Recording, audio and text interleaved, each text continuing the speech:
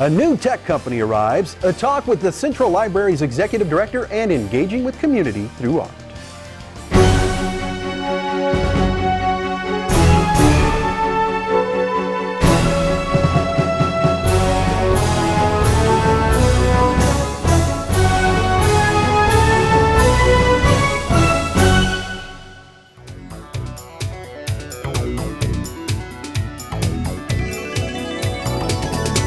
Welcome to Lexington Now. It's the week of March 2nd, 2020. I'm your host, Neil Noah.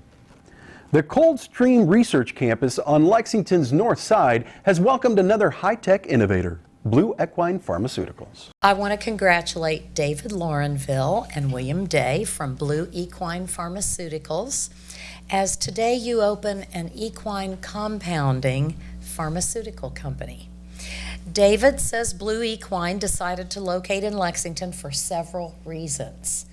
Coldstream Research Park's collaborative environment, our unparalleled horse industry, Rood and Riddle Equine Hospital, and the presence of the University of Kentucky Gluck Equine Research Center, the only scientific institute in the U.S.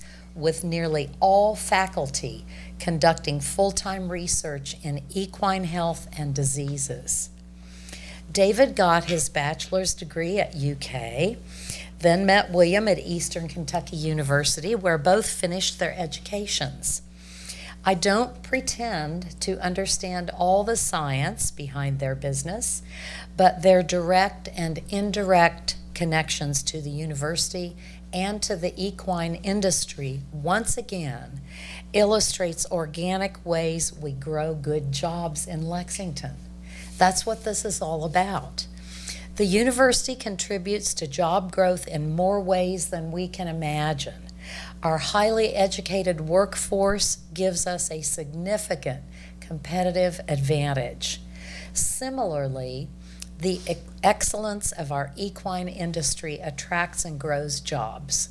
It's something you cannot find anywhere else on earth, this combination that we have here. That means we protect farms that are the factory floor for these businesses. Congratulations to all of you. We look forward to your future growth and expansion. Congratulations. Thank you everyone for being present at our ribbon cutting. Today I would like to talk about the science that we're doing here at Blue Equine, but I'm going to refrain from that because a lot of people tell me we need to dial it back. But what I would like to do today is acknowledge the people that came together for our ribbon cutting. We initially reached out to Commerce Lexington with an idea that Bill and I have. And with the experience that we have in the industry, we saw some areas that could use some improvements. And we got together for the past year and a half, and we pretty much worked out how we were going to present ourselves as well as how we were going to build the company. And building a small company from the ground up is definitely not easy. So when we approached Commerce Lexington, they connected us with a lot of different resources that essentially made this happen where we are today. So I definitely would like to acknowledge, the efforts that Commerce Lexington put in, as well as Coldstream Research Center, that just kind of put everything together. One of the areas that we did see that could use some improvements was the compounding of safe drugs at an affordable cost. And with us being a small venture, small startup, we feel that as far as the market goes, we can really present a product that is not only cost effective, but also safe. So that is our primary focus, and we look forward to presenting our products as well as our service to the greater community. Thank you, everyone. 1, 2, 3. One of Lexington's downtown hubs is the Central Library branch. We talked with Heather Dieffenbach about what the library has to offer. My name is Heather Dieffenbach, and I'm the new Executive Director of the Lexington Public Library. I became executive director about 3 months ago, but I started my career at the Beaumont branch as a children's librarian, where I was there for about 10 years. Part of my background, like I said, I came from a very strong library background, but I'm also the mom of a child with special needs. So it's very important to me to make sure that the library is accessible to everyone in our community and that it is welcoming to everyone in our community. So a big part of my vision as director of the Lexington Public Library is to improve access and make sure that we are welcoming everyone. And we're doing this in a multitude of ways. One way is through programming. We've expanded our programming to include programs specially for people with disabilities in our community. At our Beaumont branch, we're doing a program called Any Ability, which invites individuals with disabilities to come in and do crafts and work together and learn and explore all of the different resources we have in the library. We also, here at the Central Library, every month have sensory-friendly movies. So people who might have trouble with all of the noise in a movie, might have trouble sitting still in their seats, can come in. We have the lights turned on brighter. We turn the sound down, and it's perfectly okay for people to get up and walk around, do whatever they need to do to feel comfortable in the program. Another part of making sure our libraries are accessible to our community is to consider that not everybody can easily make it into the library. One thing that we've done is introduced auto renewals. So the way that works is if you have a book checked out and you'd like to keep it a little longer, you no longer have to call the library to renew it. Unless there's a holdout on that book, it will automatically renew for you, honestly, until you return it or until a hold is placed on it. So that has been really beneficial for the community. They can keep the books as long as they want and enjoy them without having to worry about contacting us or bringing them back to the library before they're done with them. The other way that people access our libraries is not always through our physical locations, but also online. Our e-books, our e-magazines, e-audiobooks are extremely popular, and what we call our virtual branch, which is all of those electronic virtual materials, actually are more popular than all of the materials located at any of our one locations. So that's been a really interesting way that our community has been accessing our libraries, and one that we are building so that we are providing access to more and more people throughout our community. And then I think people will be surprised about what they see when they come into our libraries. We're working to make sure our libraries are not only more comfortable, but also more flexible. We've had city council people who come right into the middle of the library and hold a meeting for their constituents. Use of our meeting space is extremely popular right now. People in our community are looking for places where they can come together and gather and learn from each other. For more information about this or our other programs, you can visit any of our library locations or visit us online at www.lexpublib.org. When we come back, engaging with the community through art.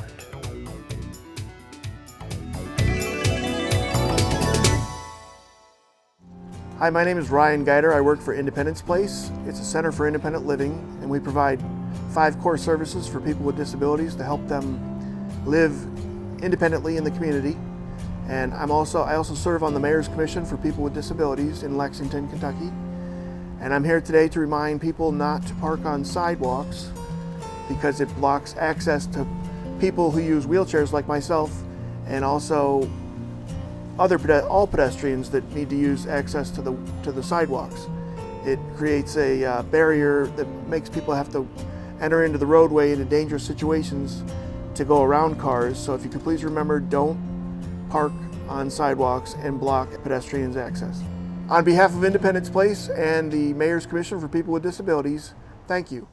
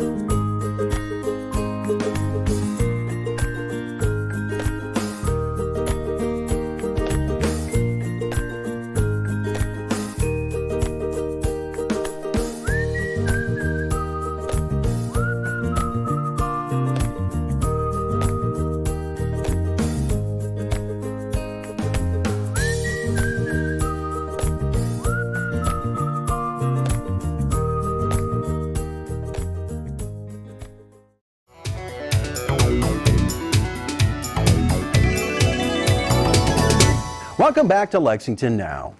Live Green Lexington is partnering with Transylvania University and their Creative Engagement Through the Arts, or CETA class, to bring environmental issues to the forefront through arts workshops in the community. We spoke with professors teaching the class.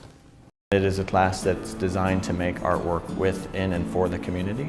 So by with the community, we work collaboratively with children at Common Good and Arlington Elementary and Sayre School and a bunch of different spaces around the city. In the community, we make art and we do workshops and have lectures off of campus. So we are actually meeting directly in the places where people live and work north of Transylvania. And for the community, we do everything we can to give the artwork that we create back to the neighborhood in some fashion. From the very beginning, our point of teaching this class was to engage directly the people who are neighbors to the university. And these are the same people who, when we would talk to them and knock on their door for other artworks, we would realize that they're following the Transylvania University basketball team more closely than we do, as professors at the university even. And they think of the university very much as something that is part of their community. But until we started teaching this class, we felt like the university didn't also think of our immediate neighbors to the north as part of the community of the university. We feel like the best way for students to understand what it means to be a neighbor, or to, I guess an extension of that is to be an active participant in community and civic life, is to find ways to do that through things they're passionate about. So the title of this project is If the Earth Could Text, which our students came up with. And where it started is Angela Poe from Live Green Lexington approached us just about a year ago. And she approached Kurt and me and she said, is there anything we can do together? Can we partner up on a project? Live Green Lexington focuses on environmental issues locally. And we thought that this is a great time, and actually every year from now on would be a great time to focus on the environment, because we're experiencing a severe environmental crisis that some people are paying attention to, but a lot of people are not. So that's where it all started. Why emoji? Because they're universal language. You don't need words, specific words, specific languages. People recognize what emoji mean. And so the idea was to create three-dimensional emoji that are connected to environmental issues and highlight them, draw attention to them, make them out of wood using a CNC router, and then invite people from the community, the larger Lexington community, but also the community to the north and east here of Transylvania, which is where the class has worked in the last many years. So invite folks to join us and embellish them as a way of really talking about the environment and what's going on and raising awareness. Everyone in the class is designing one emoji or has designed one emoji. The bird was the first one. It's the one Kurt and I designed. It's actually based on the Kentucky warbler. And what we wanted to highlight is the fact that in the last 50 years, the bird population of North America has decreased by 30%. Some of the other shapes are fish, so a fish that looks alive and a fish that's a skeleton of a fish. One of the shapes is the outline of a dress. We don't just need to recycle things, but we need to reduce and reuse. So each of the shapes is connected to a different kind of environmental concern, sometimes to ways to solve them or address them, and sometimes it's just saying, look, this is going on and it's pretty bad. If you're interested in the workshops, contact Kay Todorova at transy.edu. The Citizens Environmental Academy is enrolling its next class, and we caught up with some graduates to hear about their experiences at the Academy. It was the first time that the CEA was being offered 2 years ago, and I think I found out about it through just City Parks and Recreation. They were recruiting for it as a new program, and I was very fortunate to hear about it for the first year. Well, I had heard about Citizens Environmental Academy last time and stuff, and we thought about it, and I'm recently retired from UK and looking for opportunities to build, and I did a lot of work in sustainability at UK. So when I heard about the Citizens Environmental Academy, it seems a natural thing. So applied for it and got a chance to get in. Our project is called the Stonewall Creek Riparian Project. And we've done a lot of assessment, a geologic assessment, a wildlife assessment, water quality, and learned so much, and we're working on opening it up for education and wildlife viewing and water quality. I think for just any resident of Lexington, kind of getting an overview of all the different things that the Department of Environmental Quality and Public Works does, as well as some of the associated departments. This is probably the best way for you to learn about all those things. And then even more than that, the ability to get some funding for a self-directed project is really unique and lets any citizen just kind of intervene in the city, get involved, create some projects. It's a really unique opportunity. It's something that doesn't exist anywhere else that I've seen. The one thing that the Citizens Environmental Academy has taught me is that one person can make a difference. And that's what makes this project so great. Once you start talking about it with neighbors and kids and other groups, we've gotten all these other partners involved. That's been a great enlivening of the neighborhood to work on this park. One of the things we talk about, I've been telling my friends, is how much confidence we have in our government officials, the kind of commitment they have to whether it's running the traffic lights energy efficient way in the buildings and the water quality and stuff, and getting behind the scenes and learning about that's really been fascinating for me and giving me more confidence that we've got good people around us. One day I was scrolling through Facebook and I saw this pop-up that talked about folks in Lexington who might be really interested in the environment and helping to take care of it. And I thought that was right up my alley. And so I applied for that, and it was a really good decision. If you've got a passion for anything environmental or city works, it just gives you that great up-close personal view of things you wouldn't normally get to learn about. Applications are being accepted throughout March. Here's a look at this week's Lex TV meeting coverage.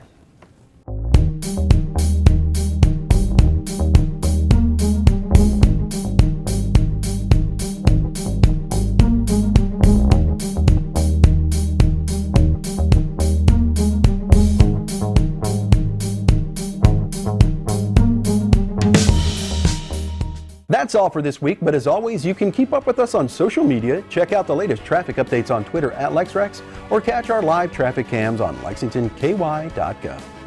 For all of us at Lex TV, I'm Neil Noah, and that's it for now.